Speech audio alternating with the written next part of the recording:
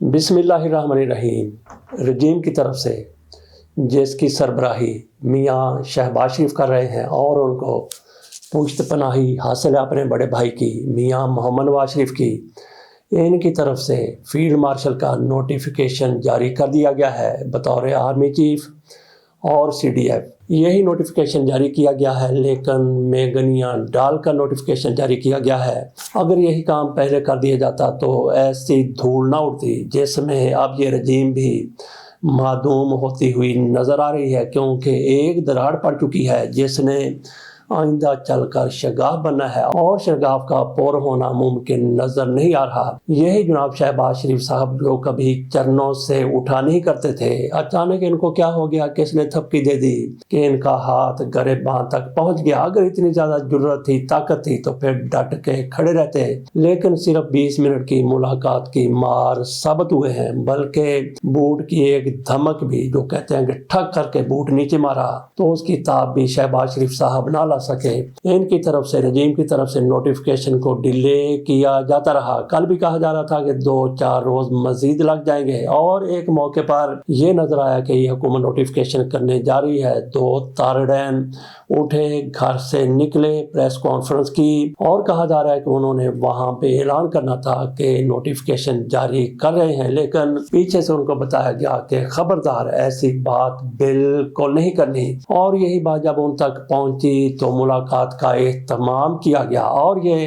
Kyrgyzstan के वफद के साथ मुलाकात कर रहे थे, तो वहां पे पता चला कि मुलाकात के लिए साहब आए हैं और इनको फिर एक साइड पे ले जाया गया। 20 मिनट की मुलाकात होती है, जिस दौरान शहबाज शरीफ साहब मुकम्मल तौर पर सरेंडर कर जाते हैं, क्योंकि जो इनकी ताकत थी, जो इनको फूक भरी गई थी, जैसे वो सामने बैठते हैं फूक सारी की सारी निकल गई, हवा निकल गई और उन्होंने कहा कि नोटिफिकेशन अब भी कर देते हैं और फिर समरी मूव कर दी गई। फील्ड मार्शल साहब कंकरेंट यानी एक ही वक्त में मुद्दत शुरू होगी चीफ ऑफ आर्मी स्टाफ की और इसके साथ साथ CDF की, कमांडर डिफेंस फोर्सेस की, और ये 5 साल के लिए बनाए गए हैं। इसके साथ साथ एक और भी नोटिफिकेशन जारी किया गया, वो जनाब एक चीफ मार्शल फजाइया के सरबराह सिद्धू साहब को 2 साल की एक्सटेंशन दी गई है और ये 2 साल शुरू होंगे उनके 19 नवंबर 2026 को। इसी तरह से फील्ड मार्शल साहब को भी 5 साल की मुद्दत दी गई है, CDF के तौर पे भी और इसके साथ साथ बतौर आर्मी चीफ भी। लेकिन जैसा कि कहा कि इन्होंने मेंगनिया डालकर ये नोटिफिकेशन किया है, इसके साथ साथ अब हम अब भी मौजूद हैं। नोटिफिकेशन में ये तो बताया गया है कि इनकी मुद्दत बतौर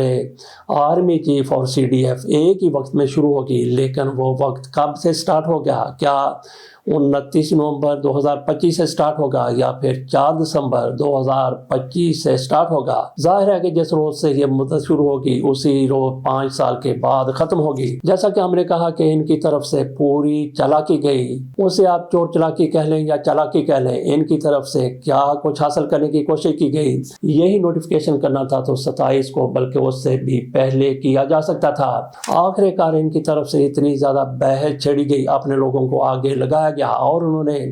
जिस तरह की बातें की उससे एक अदम एतमाद तो पैदा हो गया, जिसको कुछ लोग दरार कह रहे हैं और उसका पूरा होना नामुमकिन है। और इसी धूल में जो इस रजीम की तरफ से उड़ाई गई थी, धूल उड़ाई गई, गर्दो गुबार उड़ाया गया, जिस तरह से इनकी तरफ से खे उड़ा दी गई और वो सारी की सारी खे, वो गर्दो गुबार, वो सारा कुछ इनके सर में आके पड़ गया और उसी में ये मादूम होते हुए नजर आ रहे हैं। तो देखते हैं कि कितनी देर ये रजीम निकालती है। इमरान खान के साथ जो कुछ हुआ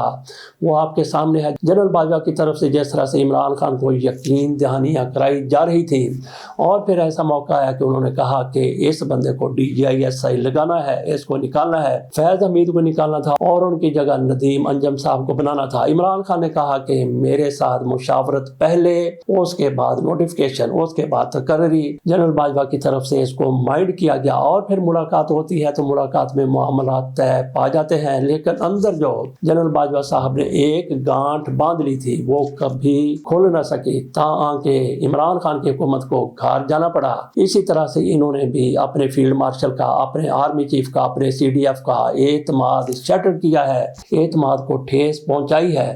اور یہ بھی آپ کو پتہ ہے، پوری دنیا کو پتہ ہے، ان کو بھی پتہ ہے کہ ان کو اس مقام تک جس طرح سے 8 فروری 2024 کو انتخابات ہوئے تھے وہاں پہ کس کا کردار تھا، یہ لوگ کیسے آ گئے، جس طرح سے ان کو لایا گیا، لا کے بٹھایا گیا، تو انہی کو میری بلی مجھے ہی میاؤں، ان کی بلی انہی کو میاؤں، اور یہ ان کے چرنوں میں بیٹھتے بیٹھتے، قدم چھوتے چھوتے، بوٹ پالش کرتے کرتے ان کے گریبان تک ہاتھ لے گئے، تو پھر جو کچھ ہونا تھا وہ ہوا، نوٹیفیکیشن جاری کرنا پڑا۔ 20 منٹ بھی جناب شہباز شریف صاحب بڑی طاقت اپنے آپ میں سمجھتے تھے، جس طرح سے پھونک بھری گئی تھی اپنے بھائی کی طرف سے یا جس کی طرف سے بھی میاں نواز شریف کا نام آتا ہے، ہو سکتا ہے میاں نواز شریف صاحب انہی کی طرح وہ بھی کہیں دب کے بیٹھے ہوں۔ بہرحال کہیں نہ کہیں سے تو پھونک بھری گئی تھی، جو فل فور ملاقات کے دوران ہی نکلتی چلی گئی، لیکن اس کا خمیازہ یقینی طور پر بھگتنا پڑے گا۔ تو باقی تارڑ صاحبان جس طرح سے نوٹیفیکیشن کی بات کرنے کے لیے آ کے بیٹھے تھے، ان کے کان میں کہا گیا بس میں بس چیف صاحب پر زیادہ بات نہیں ہوگی، بالکل بات نہیں ہوگی، تو انہوں نے پھر اپنی توپوں کا رخ عمران خان کی طرف کر لیا اور وہاں پہ کہنے لگے کہ عمران خان کی ملاقاتیں نہیں ہوں گی، ان کی بہن نورین بیگم کی تو بالکل ملاقات نہیں ہوگی، کیونکہ وہ اندر گئیں، باہر آئیں تو سیاسی باتیں کی گئیں، اور تارڑ صاحب کی طرف سے بار بار بتایا جا رہا ہے کہ سیاسی باتیں نہیں ہو سکتی، اور انہوں نے کوئی آئین بھی دکھا رہے تھے، قانون بھی دکھا رہے تھے، ساتھ ان کے وزیر قانون بیٹھے ہوئے تھے، تو عمران خان سے ملاقات نہیں ہوگی، وہ کہتے ہیں کہ سیاسی باتیں نہیں ہو سکتی، تو عمران خان کے ساتھ جو لوگ ملاقات کے لیے جاتے ہیں تو عمران خان ان کو پھر وہاں پہ بیٹھ کے کیا بتائیں، کچھ لوگ کہتے ہیں کیا ان کو ٹماٹروں کا ریٹ بتائیں، کیا ان کو چینی کے بارے میں بتائیں، کیا ان کو اپنے ذاتی مسائل بتائیں، اگر انہوں نے وہاں پہ سیاسی بات نہیں کرنی تو پھر اور کیا کرنا ہے۔ پوری دنیا میں ایسا ہوتا ہے کہ سیاسی لیڈروں کو گرفتار کیا جاتا ہے، ان کو قید ہو جاتی ہے، وہ قید کے دوران آرٹیکل لکھتے ہیں، کتابیں بھی لکھ دیتے ہیں، جیسا کہ عمران خان کی طرف سے بھی آرٹیکل لکھے جاتے ہیں، لیکن عمران خان کوئی ایسا طریقہ اختیار کرتے ہیں کہ ان کو یا ان کے فرشتوں تک کو بھی خبر نہیں ہوتی، ان کا آرٹیکل شائع ہو جاتا ہے، اندر بیٹھ کے تقریریں بھی اپنی لکھ کے باہر بھیجی جاتی ہیں، لیکن جس کو آزادی اظہار بھی کہا جاتا ہے، لیکن یہ کہتے ہیں کہ عمران خان کوئی سیاسی بات کرے تو کیوں کرے۔ میاں نواز شریف کا حوالہ دیتے ہیں کہ ان پر بھی سختیاں تھیں، لیکن کہا جاتا ہے کہ میاں نواز شریف کے ساتھ وفد کی صورت میں ان کے پارٹی کے لیڈران اور کارکن ملاقات کیا کرتے تھے،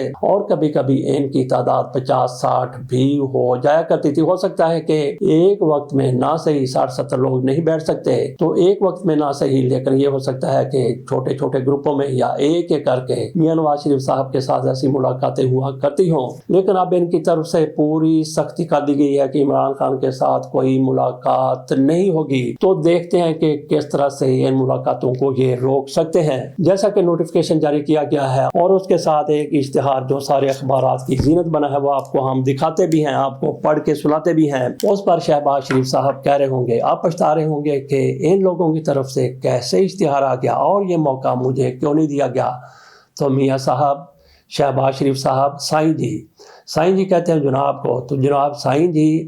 آپ کے پاس بہترین موقع تھا، جس طرح سے آپ کو گرد سے اٹھایا گیا اور آسمان پر بٹھایا گیا، آپ کو تو یہ چاہیے تھا کہ ان کو ہمیشہ صاحب سلامت کرتے رہتے، لیکن آپ ان کے پیچھے پڑ گئے، اور پیچھے بھی کیسے پڑے وہ دنیا نے دیکھ لیا۔ اب جب کہ اشتہار شائع ہوا تو پچھتا رہے ہوں گے کہ یہ بات تو میں نے کرنی تھی اور کوئی کیسے کر گیا۔ تو اشتہار کی عبارت کچھ یوں ہے، وہ تو عز و منتشا و تو ذل و منتشا، امت کے سپہ سالار اعظم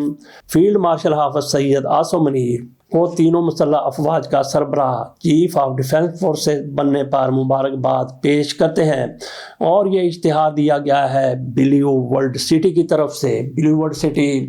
اسلام آباد راولپنڈی میں یا گرد و نواح میں بہت بڑی ہاؤسنگ سوسائٹی ہے۔ یہ کیا کرتی رہی ہے، تو دیکھتے ہیں کہ یہ اپنے آپ کو بچانے کے لیے ان کی طرف سے اشتہار دیا گیا ہے یا جو بھی ہے، لیکن ہم بات کر رہے تھے کہ شہباز شریف صاحب بڑے زیادہ پریشان ہیں کہ مجھ سے بڑھ کے ایسی بات کوئی کر گیا تو کیوں کر گیا، آپ کے پاس بہترین موقع تھا۔ تو چلتے چلتے بات کر لیتے ہیں پی ٹی آئی کے میر جعفروں کی اور میر صادقوں کی۔ عمران خان کی طرف سے کہا گیا کہ جن لوگوں نے این ڈی یو میں جا کے ان کے ساتھ ملاقات کی، وہاں پہ چائے پیتے رہے، کھانے کھاتے رہے، وہ غدار ہیں۔ تقریباً یہ 10 لوگ ہیں جن میں ثناء اللہ مستی خیل بھی شامل ہے۔ وہ کہہ رہے ہیں کہ میں نے بڑی دلیری سے کہا کہ آپ عمران خان کو رہا کیوں نہیں کرتے۔ تو ایسی چیزوں کو دیکھ کے کچھ لوگوں کی طرف سے کہا جا رہا ہے کہ ٹھیک ہے انہوں نے ملاقات کر لی تو پھر کیا ہو گیا، عمران خان کی تو بات کی ہے عمران خان کی بات تو ہر جگہ پہ ہو رہی ہے، تو کیا پھر انہوں نے ان کی بات مان لی؟ میرا نہیں خیال کہ جس طرح سے تحریک انصاف کے معاملات ان کے ساتھ ہو رہے ہیں ان لوگوں کو ملاقات کے لیے جانا چاہیے۔ اس پر اگلی ویڈیو میں بات کریں گے کہ کس طرح سے